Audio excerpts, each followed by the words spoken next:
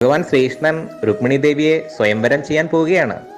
നമുക്ക് അവരുടെ ആ സ്വയംവരത്തിലൊന്ന് പങ്കെടുത്താലോ?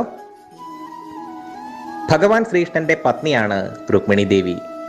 വിദർഭ രാജ്യത്തെ രാജാവിന്റെ പുത്രിയായിരുന്നു രുക്മിണി ദേവി. രുക്മിണി ദേവിക്ക് 5 സഹോദരന്മാർ ഉണ്ടായിരുന്നു. രുക്മിണിയുടെ മനസ്സ് നിറയെ ശ്രീകൃഷ്ണൻ മാത്രമേ ഉണ്ടായിരുന്നുള്ളൂ. കാർമേഘവർണ്ണൻ, സദാസമയം പുഞ്ചിരി തൂകി നിൽക്കുന്ന മായക്കണ്ണൻ, ബാലഗോപാലൻ പണ്ട് വെണ്ണയും പാലും മോഷ്ടിക്കുന്നത് പോലെ രുക്മിണിയുടെ മനസ്സും അങ്ങ് മോഷ്ടിച്ചെടുത്തു. അപ്പോൾ പിന്നെ രുക്മിണി ദേവിക്ക് ദേവിയുടെ മനസ്സിൽ മറ്റൊരാളെ പ്രതിഷ്ഠിക്കാൻ കഴിയുമോ? ഒരിക്കലും ഇല്ല, അല്ലേ? രുക്മിണിയുടെ മനസ്സ് നിറയെ എന്നും കണ്ണൻ മാത്രമേ ഉള്ളൂ.